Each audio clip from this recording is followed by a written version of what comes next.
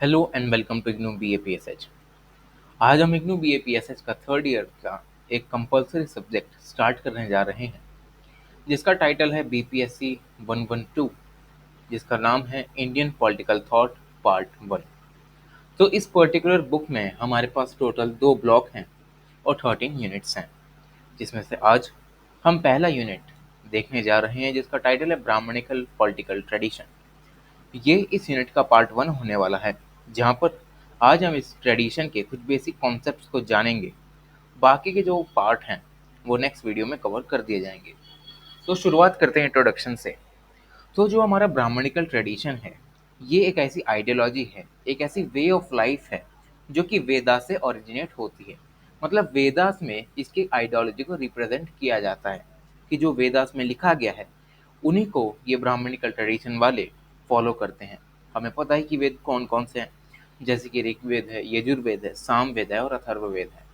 और इन्हीं सब स्क्रिप्चर्स के साथ साथ हमारे पास वैदिक लिटरेचर में न्यूमरस काइंड के ब्राह्मणिकल स्क्रिप्चर्स भी अवेलेबल हैं, जैसे कि अरण्यक स्क्रिप्चर्स अवेलेबल हैं, सदर्शन स्क्रिप्चर अवेलेबल हैं, पुराण हैं, उपनिषद हैं। तो ये तो बात हो गई यहाँ पर अर्ली वैदिक पीरियड की। ठीक है। वहीं अगर हम पोस्ट वैदिक पीरियड में जाएं तो यहाँ पर भी हमें ब्राह्मणिकल ट्रेडिशन में डाइवर्स तरीके के स्कूल ऑफ थॉट भी दिखाई देते हैं, जैसे कि धर्मसूत्राज हैं, एपिक्स हैं, वेदांग हैं, उपवेद हैं, धर्मशास्त्र हैं और स्मृति स्क्रिप्चर्स हैं, जिसमें मनुस्मृति, कौटिल्य की अर्थशास्त्र और नीति शास्त्र भी आता है। तो ये जो सारे हमारे पास लिटरेचर है या स्क्रिप्चर्स हैं, हमें उस समय के कुछ कंसर्निंग वर्च्यूज के बारे में बताते हैं कि उस समय पर ट्रुथ की क्या डेफिनेशन होती थी, कौन कौन से राइट्स इंडिविजुअल्स को दिए जाते थे, फ्रीडम कौन से कम्युनिटी को दी जाती थी या सबको दी जाती थी, और उस समय की पॉलिटिकल लाइफ कैसी थी, एटसेट्रा।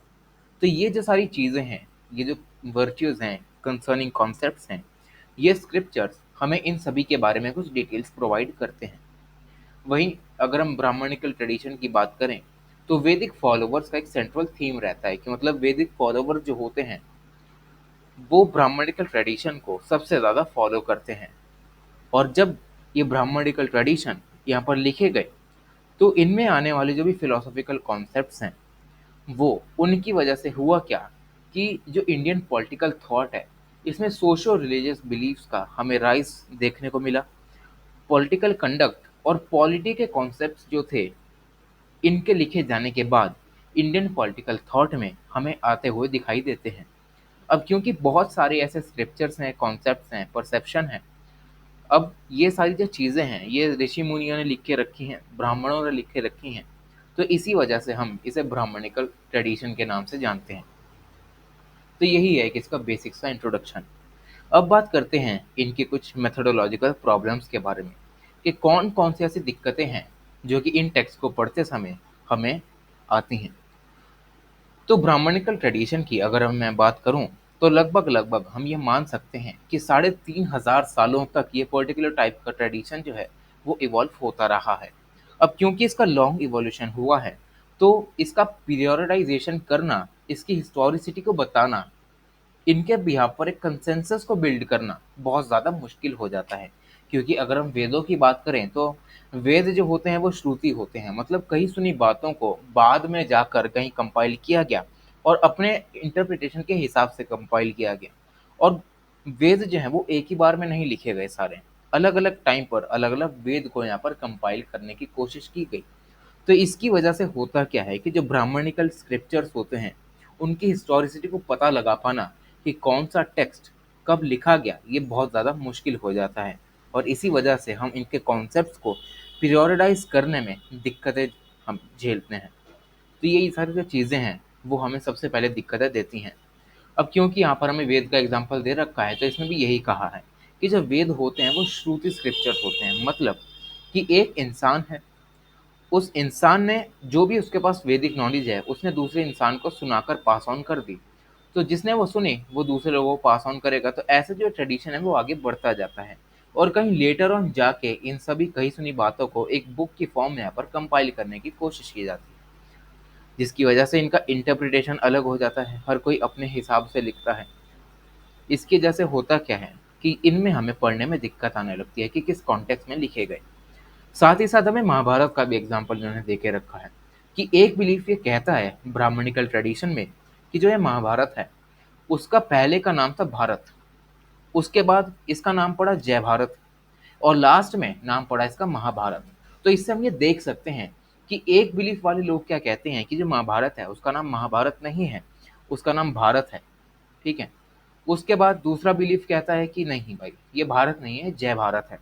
वहीं जो तीसरा बिलीफ है वो ये कहता है कि भाई ना ये भारत है ना ये जय भारत है, ये महाभारत है। इससे हम ये देख सकते हैं कि जो इनकी हिस्टोरिसिटी है, जो पीरियोडाइजेशन है, ठीक है, इनसे कोई भी कंसेंसस हम बिल्ड ही नहीं कर सकते कि महाभारत का असली नाम है क्या। तो ये जो सारी दिक्कतें हैं हम प्रिलिमिनरी हम कह सकते हैं कि लेवल पर हम यहाँ पर देखते हैं। वहीं अगर हम इंडोलॉजिस्ट की बात करें, अब इंडोलॉजिस्ट एक ऐसा स्टूडेंट होता है जो कि Indian literature, Indian history, philosophy और यहाँ पर इंडियन हिस्ट्री, इंडियन कल्चर और इंडियन लैंग्वेज की एकेडमिक स्टडी करता है, जो भी इंडियन सब कॉन्टिनेंट में चलते हैं। तो ये जो भी लोग होते हैं ये इन पर्टिकुलर टेक्स्ट की इंटरनल रीडिंग पर ज़्यादा फोकस करते हैं कि ये जो टेक्स्ट हैं ये लिखे क्यों गए, इनका कंटेक्स्ट क्या है, ये हमें कहना क्या चाह रहे हैं। तो इंडोलॉजिस्ट इस पर फोकस करते हैं।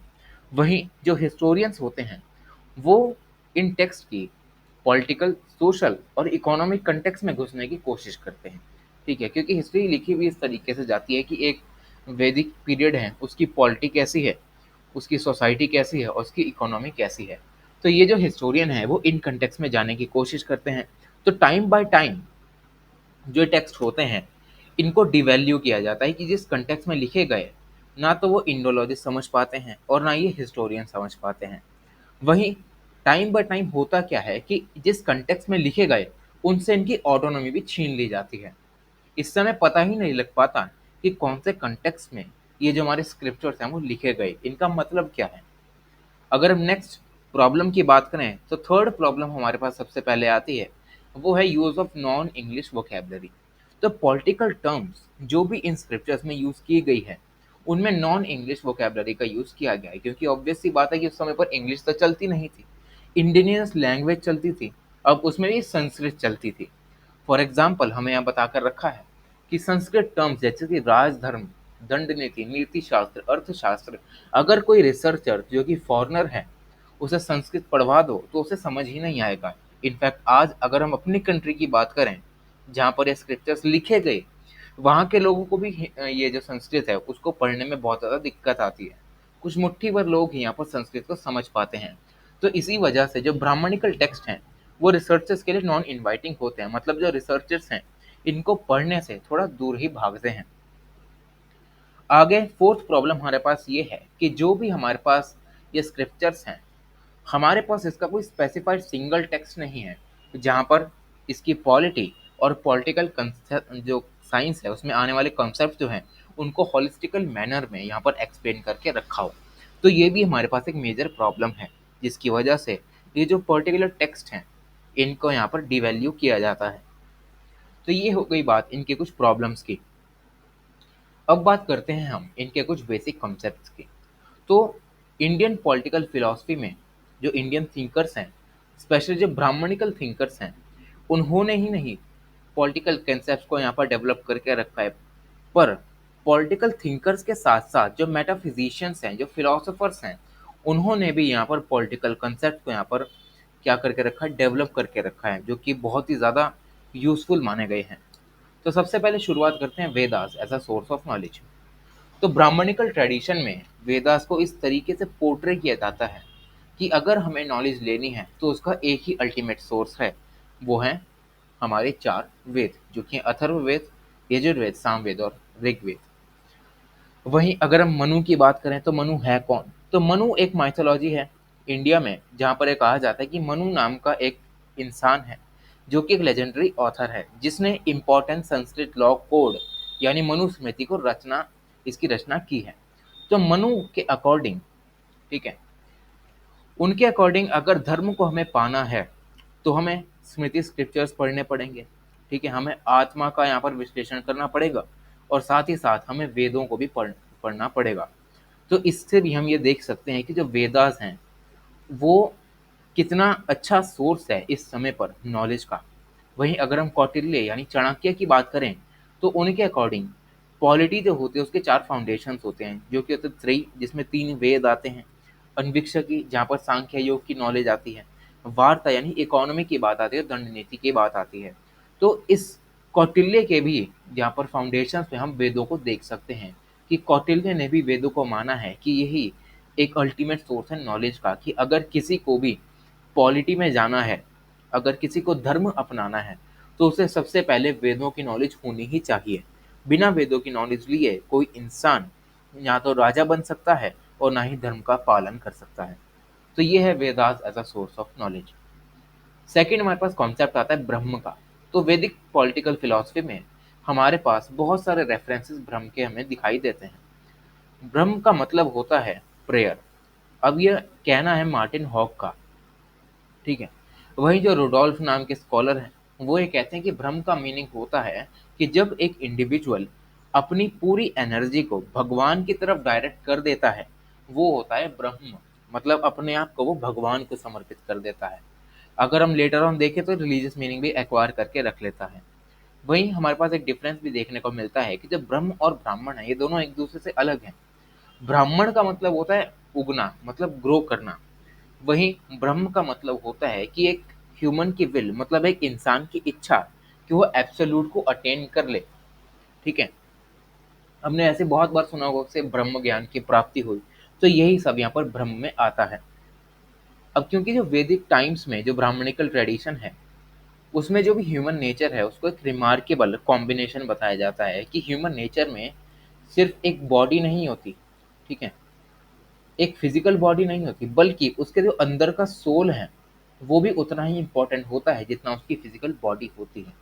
तो वैदिक टाइम्स में कहा जाता है कि जो इंसान है उसे फिजिकल तो फिट रहना चाहिए, साथ ही साथ जो उसकी सोल है, जो उसकी स्पिरिट है, उसके पास भी कुछ ना कुछ स्पिरिचुअल पावर्स होनी चाहिए।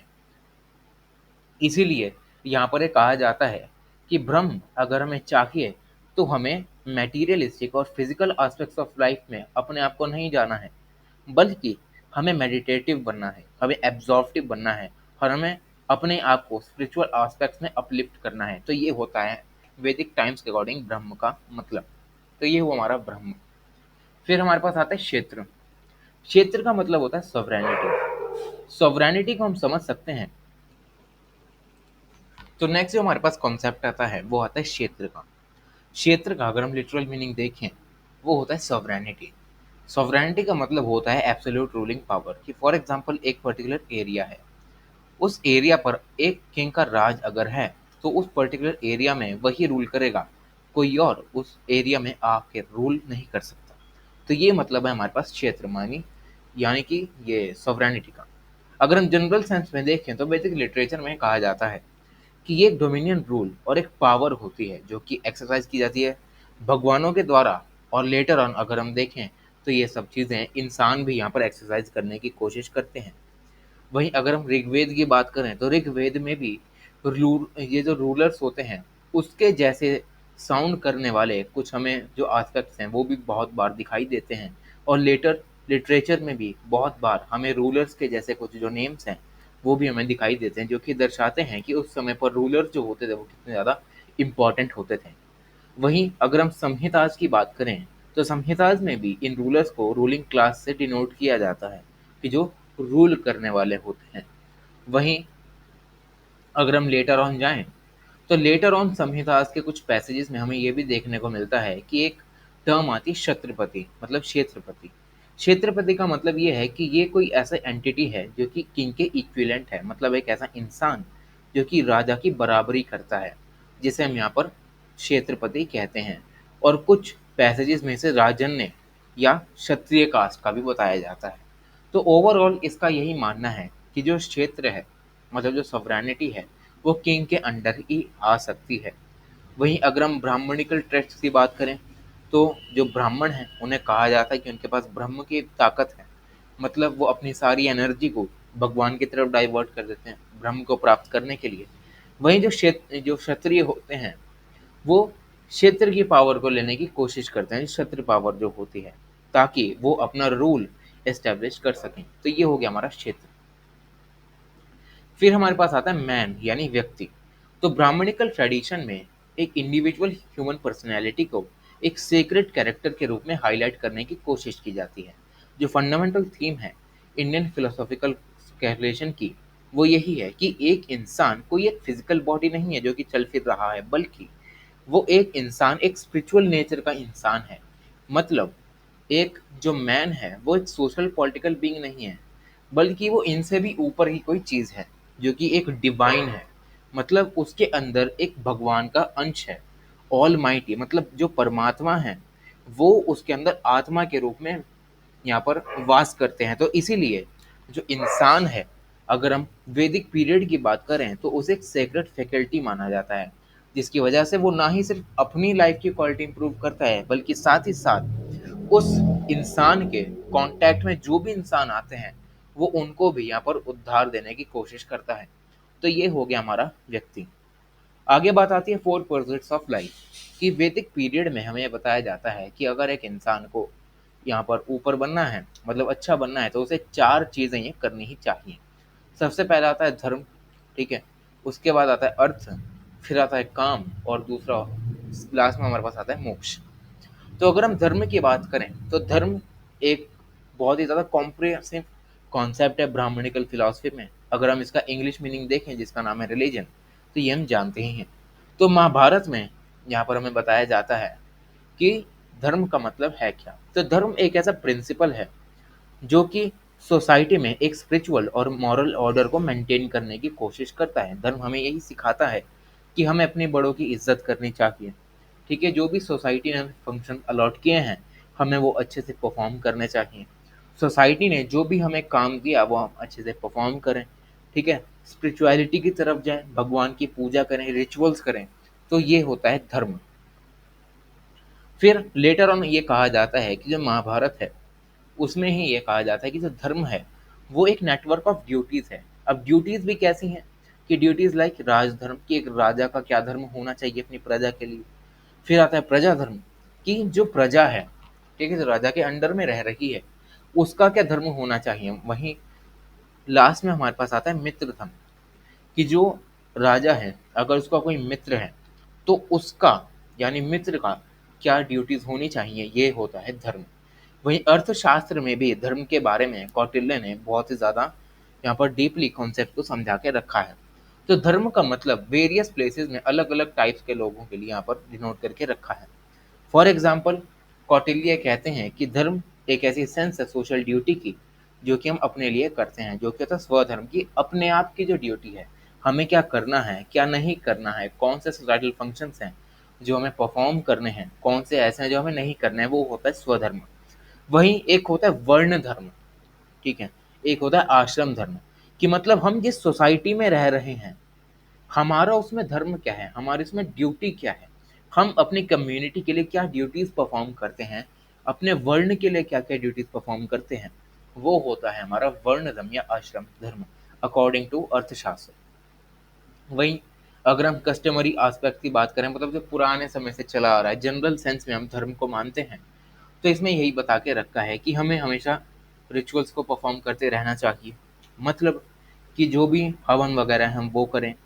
न्यूमरस गॉड्स एंड गॉडेसेस को खुश करने की बातें यहाँ पर की जाती हैं, यहाँ पर इनको चढ़ावा चढ़ाने की बात की जाती है। तो ये सारी जो चीज़ें हैं वो हमें वैदिक और पोस्ट वैदिक पीरियड में डिटेल में बता के रखी हैं। आगे हमारे पास आता है अर्थ। अर्थ का मतलब होता है कि एक ऐसी प्रीचिंग फिलॉसफी होती है बैलेंस और हारमोनियस इंटीग्रेशन की। तो जो कौटिल्य हैं वो ये आर्ग्यू करते हैं कि जो एक राजा है, जो एक किंग है, उसे इक्वल डिग्री जो भी ये तीन एस्पेक्ट्स हैं हमारे चैरिटी, वेल्थ और एस्थेटिक डिजायर, इनको यहाँ पर इक्वल डिग्री में अपने आप को एंजॉय करने के लिए रखना चाहिए, जो कि एक दूसरे पर इंटरडिपेंडेंट भी होते हैं, ठीक है। राजा को चैरिटी करनी चाहिए, मतलब दान धर्म करना चाहिए। राजा के पास वेल्थ भी होनी चाहिए, अच्छी खासी यहाँ पर ज़मीनें होनी चाहिए, महल होने चाहिए, अच्छी प्रोजेनी होनी चाहिए जो कि उसके लिए वेल्थ का काम करें। और साथ ही साथ कुछ एस्थेटिक डिज़ायर भी होनी चाहिए, मतलब उस अच्छा दिखना चाहिए वो राजा, तभी तो कोई राजा मानेगा। तो ये जो सारी चीज़ें हैं वो यहाँ पर अर्थ में आती हैं। वहीं कौटिल्य ये भी कहते हैं कि अगर कोई राजा इनकी एक्सट्रीम डिग्री में चला जाता है तो वो उसके लिए इंजूरियस भी हो सकता है। ठीक है। वहीं अगर हम ऑल इंडियन मोनार्कियल पावर की बात करें तो कौटिल्य ये एक्सेप्ट भी करते हैं कि जो राजा होता है उसके पास हमेशा वेल्थ और टेरिटरी का मैक्सिमाइजेशन होना ही चाहिए। मतलब एक राजा है, उसे अगर अच्छे से काम करना है तो उसे पैसा चाहिए। ठीक है। अब पैसा आएगा कहाँ से कि अगर उसके पास वेल्थ कम है तो वो पैसा कैसे बनाएगा। तो इसीलिए कौटिल्य कहते हैं कि एक राजा को हमेशा वेल्थ मैक्सिमाइजेशन पर ध्यान देना चाहिए कि कहाँ से ज़्यादा जो पैसा है वो यहाँ पर वो निकाल सकता है। साथ ही साथ अगर उसकी टेरिटरी बड़ी होगी तो उस टेरिटरी बड़ी होने की वजह से होगा क्या, इसमें ट्रेड बहुत अच्छे से होने लगेगा। ठीक है, क्योंकि छोटी टेरिटरीज में होता क्या है कि ट्रेड बहुत ही लिमिटेड यहाँ पर क्वांटिटी में होता है। वहीं अगर हमारी टेरिटरी बड़ी होगी तो हम बड़े लेवल का ट्रेड कर पाएंगे जिसकी वजह से हम ज़्यादा पैसा कमा पाएंगे। तो ये होता है हमारे पास अर्थ का मतलब। आगे हमारे पास आता है काम। काम का मतलब है कि जो भी हमारे वर्ल्डली प्लेजर्स हैं कि हमें अच्छी लाइफ जीनी है, हमें अच्छा दिखना है, हमारी कोई सेक्सुअल डिजायर्स हैं, ये जो सारी चीज़ें हैं वो यहाँ पर काम में आती हैं। अगर हम उपनिषद की बात करें तो उपनिषद में कहा जाता है कि काम का मतलब होता है डिज़ायर फॉर वेल्थ। ठीक है, वेल्थ मतलब कि हमारे पास ज़्यादा से ज़्यादा बड़ी टेरिटरी हो, वेल्थ ज़्यादा हो। ठीक है, हमारे पास पैसा ज़्यादा हो, हमारी जो प्रोजनी है वो भी अच्छी हो, हमारे पास अच्छा खासा फेम हो। तो ये सारी चीज़ें उपनिषद के अकॉर्डिंग होती हैं धर्म, वो सॉरी काम। वही जो कौटिल्य है वही यहाँ पर इन्होंने फिर से रिपीट करके रखा हुआ है, जो हम ऊपर यहाँ पर पढ़ देंगे कि जो किंग है उसे कैसे चैरिटी वेल्थ और डिज़ायर पे अपना काबू रखना चाहिए। तो ये सारी चीज़ें जो हैं वो हम यहाँ पर अर्थ में पढ़ चुके हैं, तो ये ज़्यादा रिपीट करने की ज़रूरत नहीं। वहीं अगर हम मोक्ष की बात करें तो इंडियन ट्रेडिशनल अगर मैं देखूं तो हम में से कई लोगों ने सुना होगा, बहुत सारे जो आजकल वीडियोस आती हैं उसमें मोक्ष की प्राप्ति की बात होती है कि हमें मोक्ष मिल जाए। ठीक है, ये चाहता है कि उसे मोक्ष मिल जाए, ये मोक्ष की प्राप्ति के लिए हिमालय पे चढ़ के बैठा हुआ है। तो ये जो सारी चीज़ें हैं वो यहाँ पर इंडियन ब्राह्मणिकल ट्रेडिशन में भी यहाँ पर लिखे रखी हुई हैं कि जो इंसान एक समय पर सोसाइटी का इंट्रिंसिक पार्ट होता है वो अपने लिए हमेशा मोक्ष को अटेन करने की बात करता है। मतलब जो साइकिल है बर्थ और रीबर्थ की, उसके जाल से मुक्त होने को कहा जाता है मोक्ष। तो ये होता है मोक्ष का मतलब। ठीक है, जहाँ पर एक इंसान अपनी डे टू डे लाइफ में जो भी सोशल और इकोनॉमिक एक्टिविटीज करता है तो वो धीरे धीरे क्या करता है, वो मोक्ष की तरफ बढ़ने लगता है। ठीक है, तो ये मतलब होता है हमारा मोक्ष का कि जहाँ पर एक इंसान बर्थ और रीबर्थ की जो साइकिल है उससे मुक्त होने की बातें करने लगता है। वहीं हमारे पास आता है वर्ण। तो वर्ण का मतलब हम सिंपल समझते हैं कि जो होता है डिवीजन ऑफ सोसाइटी, जो कि हम यहाँ पर 4 मेजर फंक्शनल क्लासेस में बाँटते हैं। ठीक है? जो कि होता है सोशल, कल्चरल, प्रोफेशनल और ऑक्यूपेशनल सिंबॉलिक।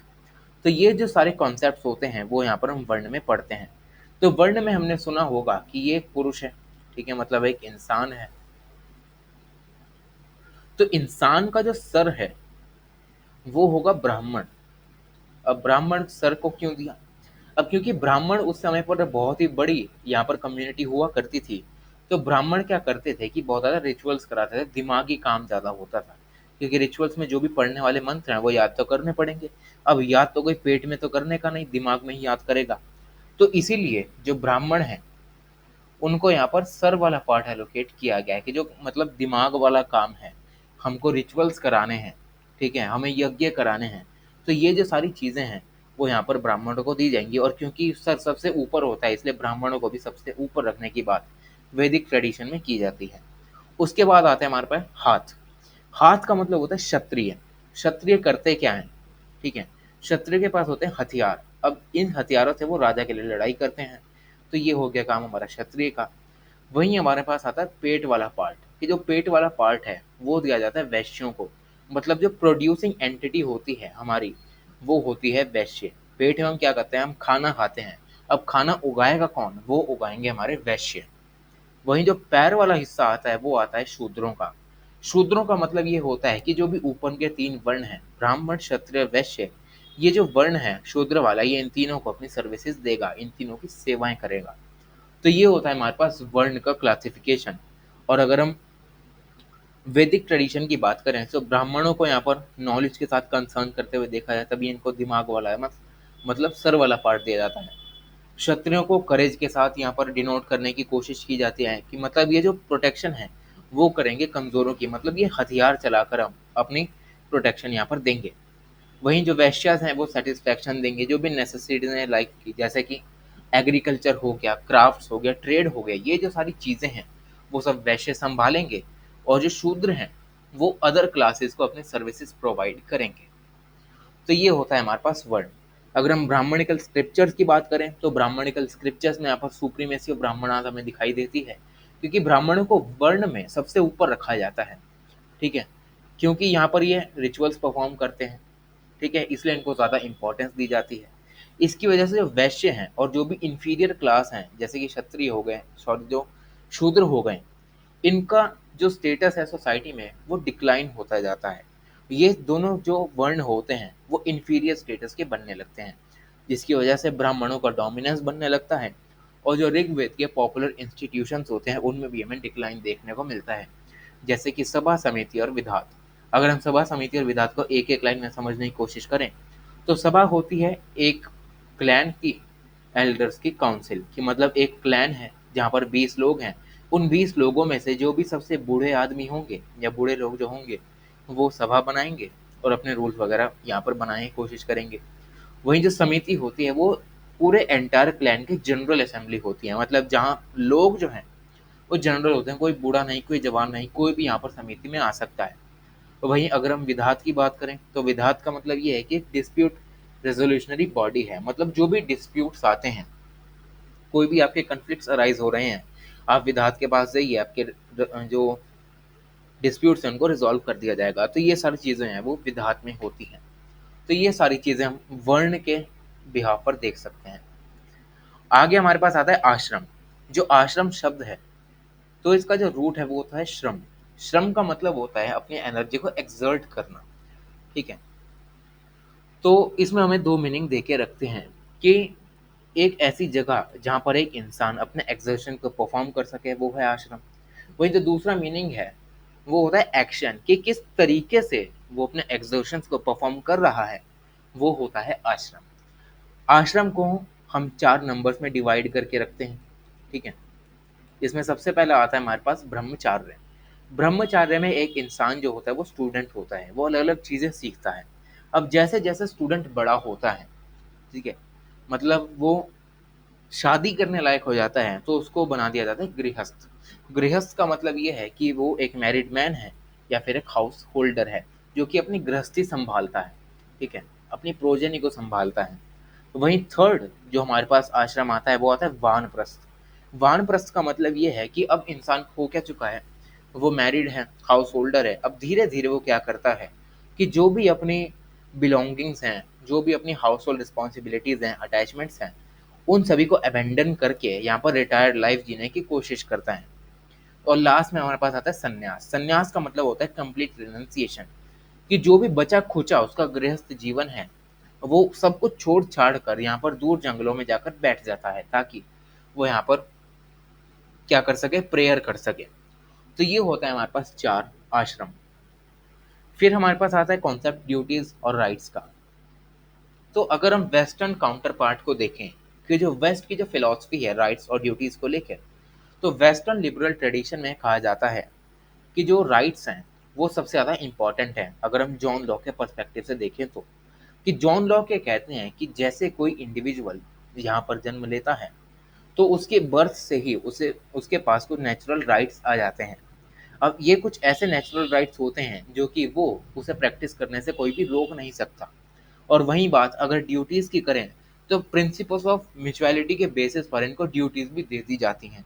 तो लिबरल ट्रेडिशन में या वेस्टर्न ट्रेडिशन में हमें ये दिखाई देता है कि जो राइट्स हैं उनको सुप्रीमेसी दी जाती है और जो ड्यूटीज़ हैं उनको म्यूचुअलिटी, मतलब धीरे धीरे यहाँ पर ड्यूटीज़ को देने की बात की जाती है।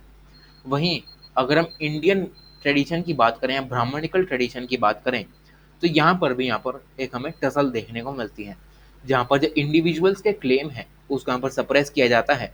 और जो सोसाइटल क्लेम्स हैं, मतलब जो सोसाइटी के राइट्स हैं, जो सोसाइटी अधिकार देगी वो एक इंडिविजुअल के अधिकारों से ज़्यादा यहाँ पर महत्वपूर्ण माने जाते हैं।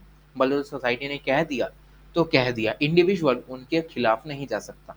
तो ऐसी सारी चीज़ें हमें ब्राह्मणिकल ट्रेडिशन में दिखाई देती हैं। और जो इंडिविजुअल्स होते हैं वो कुछ सोसाइटल फंक्शन से भी यहाँ पर कनेक्टेड रहते हैं, कि जो सोसाइटी ने कुछ फंक्शंस बनाकर रखे हैं। फॉर एग्जांपल अगर आप मेल हैं तो मेल के लिए जो भी सोसाइटल फंक्शंस हैं कि आप ट्रेड करेंगे, एग्रीकल्चर करेंगे, तो आप वो करेंगे, देन आपको कुछ राइट्स देने की बात की जाएगी। वहीं अगर आप फीमेल हैं तो आप क्या करेंगे, अपनी गृहस्थी संभालेंगे। ठीक है, तो ये जो सारी चीज़ें हैं वो अगर आप करेंगे तो आपको राइट्स देने की बात की जाएगी।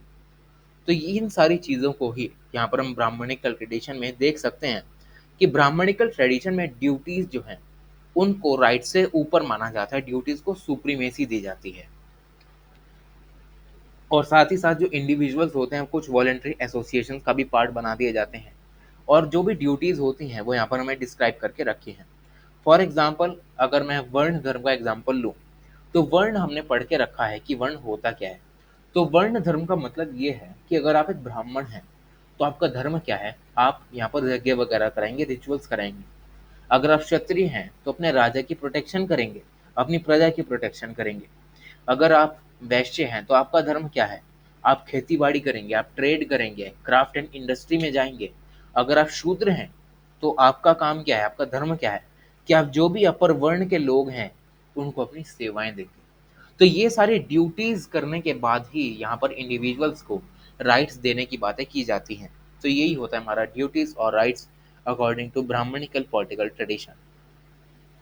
वहीं अगर हम बात करें वार्ता की, तो एक लाइन में इन्होंने यहाँ पर हमें मीनिंग देके रखा है। वार्ता का सिंपल सा मतलब होता है कि लाइवलीहुड या प्रोफेशन। अब प्रोफेशन में भी इन्होंने बहुत ही यहाँ पर स्पेसिफिक तरीके के कुछ प्रोफेशन देके रखे हैं, जैसे कि एग्रीकल्चर हो गया, कैटल ब्रीडिंग हो गया और ट्रेड हो गया। तो ये जो सारी चीज़ें हैं वो यहाँ पर वार्ता में आती हैं, जो कि कहीं ना कहीं पैसे वाली बात आ जाती है।